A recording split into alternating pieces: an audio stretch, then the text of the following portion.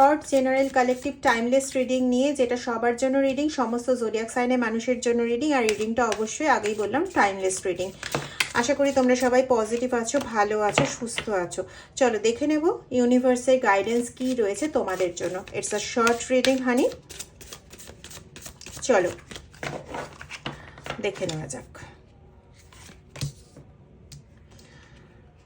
ওকে,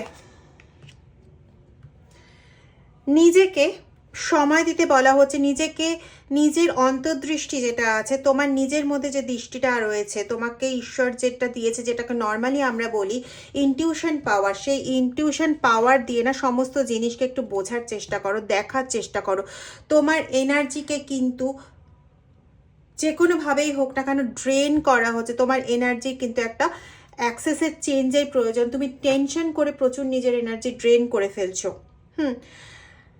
তোমার এই টেনশনের সুযোগ নিয়ে, অযথা তোমার এই টেনশনের সুযোগ নিয়ে অনেক মানুষ কিন্তু তোমাকে আরও বেশি ইরিটেট করে দিচ্ছে, এবং তুমি সেই ইরিটেটেড হয়ে বা টেনশনে পড়ে তুমি তোমার নিজের এনার্জিকে ড্রেন করে ফেলছো। তো সেই জায়গায় না নিজের একটুখানি ভাবার প্রয়োজন আছে, নিজের ইভ্যালুয়েশনের প্রয়োজন আছে, নিজের ক্ল্যারিটির প্রয়োজন আছে। নিজের বোঝা উচিত যে তুমি যে কাজগুলো করছো সেই কাজে আদৌ কি কোনো এরকম ধরনের কিছু হওয়ার পসিবিলিটি আছে যা অন্য কেউ বলছে, সেটা নিজেকে বুঝতে হবে।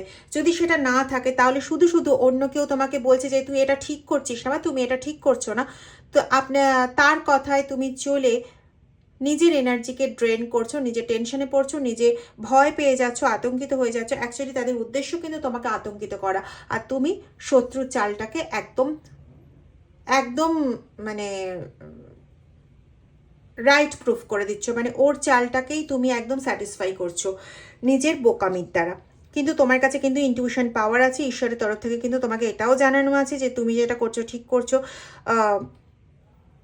তুমি যেটা ইয়ে করছো সেটা ঠিক। তো তোমার নিজেকে কিন্তু একটু ক্রস চেক করার প্রয়োজন, নিজের গাইডেন্সের প্রয়োজন, নিজের ইনটিউশনকে নিজের গাইডেন্স বানানোর কিন্তু প্রচণ্ডভাবে প্রয়োজন, এবং নিজে যে পথে চলেছো সেই পথের ওপর ভীষণভাবে বিশ্বাস রাখার খুব প্রয়োজন আছে।